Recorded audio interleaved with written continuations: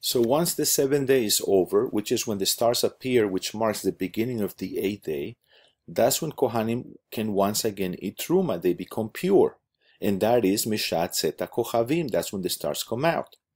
So therefore, says the Gemara, Litni Mishat Zeta Kochavim. Why doesn't the Mishnah just simply say, you can start saying Shema when the stars appear? Because after all, the stars' appearance marks the time for saying Shema at night, which is also the beginning of the 8th day when the Kohanim become pure once again. So why state the time for Shema in a roundabout way when the Kohanim are able to eat Truma? Just say simply when the stars appear.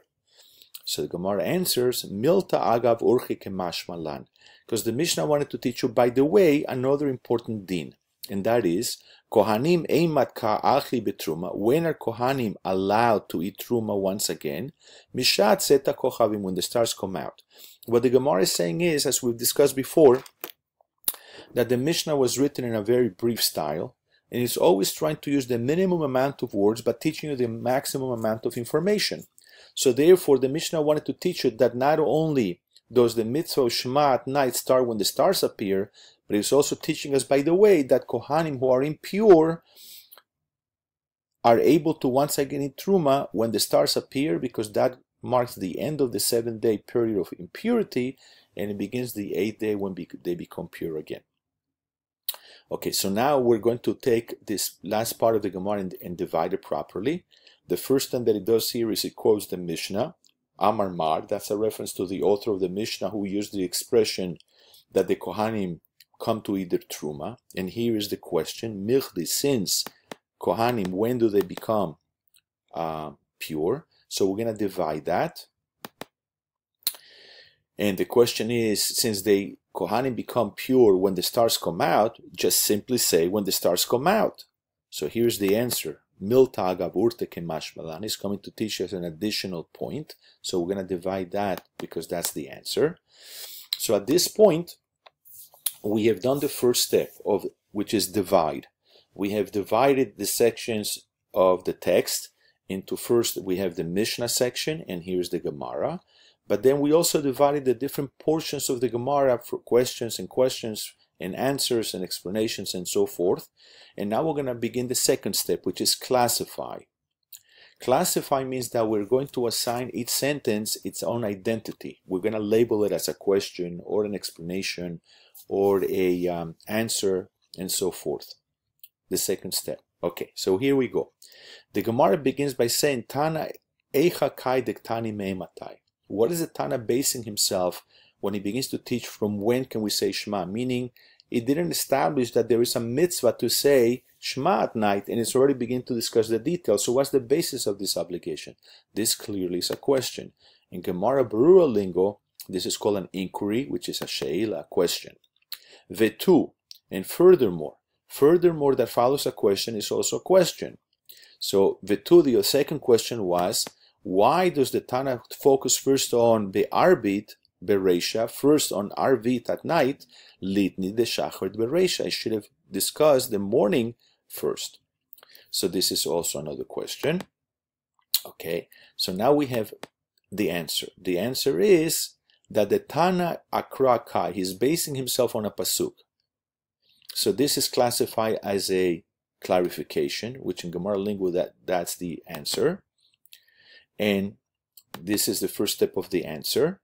And the first step is that the Tana assumes that if we're learning Mishnah, we learn Gemara, obviously we know we're familiar with Tanakh, with Chumash.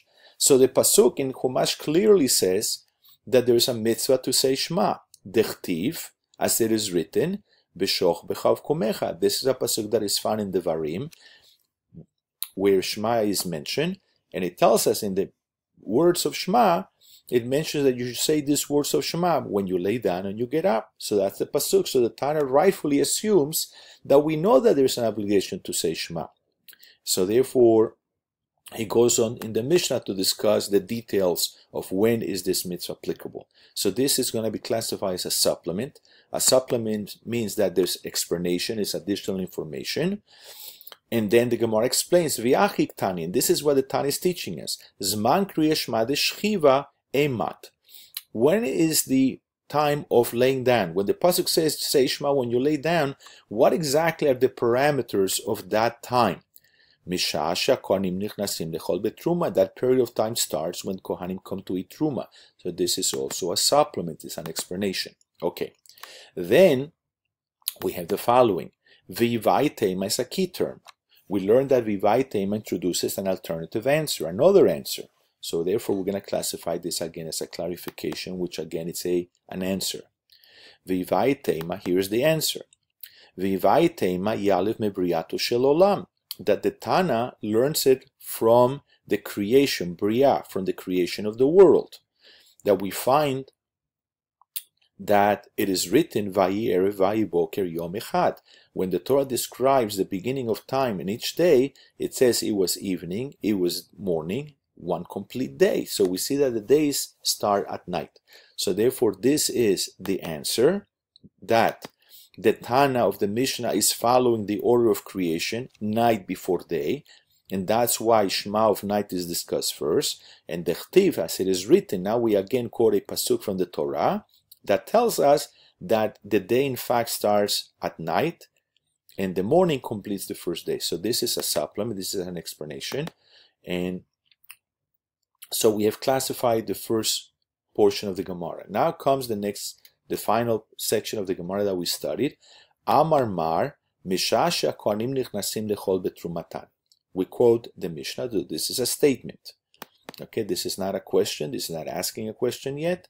It is not giving an answer. It's just simply pointing out that the Tana expressed the time for Shema in the following way. The Kohanim come to eat their Truma. Fine. So on this we have the following question.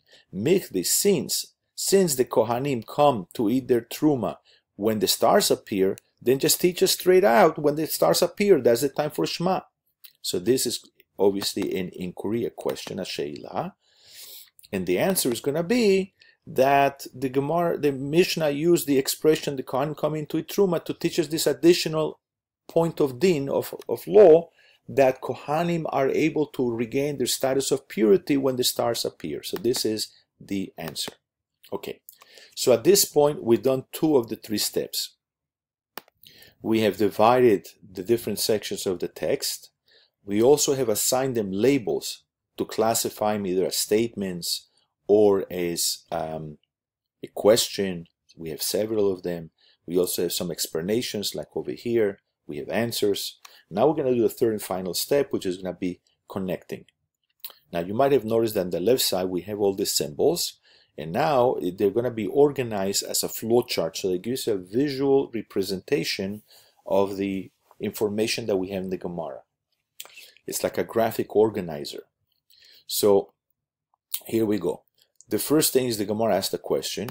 Well, this question is a question on this statement of the Mishnah. When can you say the Shema at night? So on that we had the question, why is he discussing the when? First discuss that there is an obligation. So we click here. This is our connect button. Again, you don't have to memorize these buttons. You hover and it tells you that it is a connect button. Click on the connect, and now we connect it to this statement. You notice on the left that we have here the statement of the Mishnah, and now the question of why does it start discussing the details is connected to that statement. Okay. Then we have a second question. The second question was, why does it discuss the night Shema before the morning Shema? So that also is a question being asked on that statement. So we connected to that.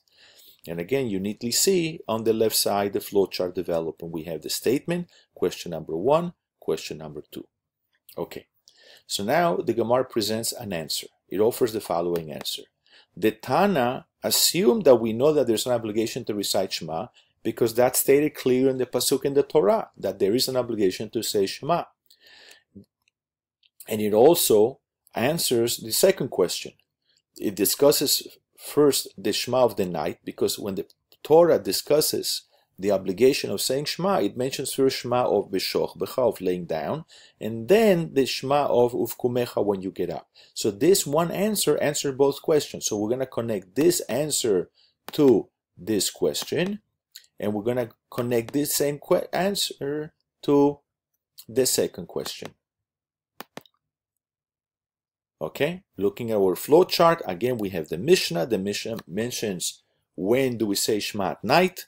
We had two questions on that statement. Number one, why is it talking about the obligation of the time of the obligation instead of the obligation itself, and why the order of Shema night before day?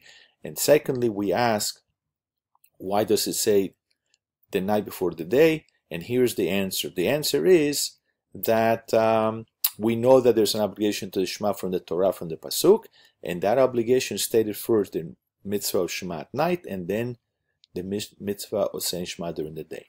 Now we had a second answer. This answer, though, is that we learn from the creation of the world that the Jewish day starts at night. So this question really only answers this second answer. So again, in our chart, we see the following. The first answer answers both questions. The second answer, that we follow in the order of creation, that really only answers the second question as to why the Shema of night is mentioned first. Okay. Finally, we have the statement of Amar Mar. We quote the author of the Mishnah, that he expressed the time for Shema as being dependent on when the Kohanim come to eat their Truma. So this statement is connected to the statement, the Mishnah, that discuss the Kohanim coming to eat, right? And now we have the following question. Why does he express the time of Shema as the Kohanim coming to eat? The Mishnah should have simply said it is when the stars appear. So this question is a question on this statement. Okay? Why is the time presented as a time when the Kohanim come to eat? Just simply says when the stars appear, because that's the same time. So the Gemara answer is, this here is really an inquiry. And this here is going to be the answer, to this question. The reason why he expressed the time as the Kohanim coming to eat is to teach us this additional point, that Kohanim become pure when the stars appear after the 7th day. So this is the answer to this question. Okay, so here in a flow chart, we have exactly what we have accomplished so far. We have the Mishnah, the statement telling us that we say Shema when the Kohanim come to eat Truma. We have the questions, we have the various answers. Then we had a statement regarding the Mishnah as to the time for the Kohanim coming to eat, and we question why say it that way instead of a more straightforward way that the mitzvah Shema can be recited when the stars appear.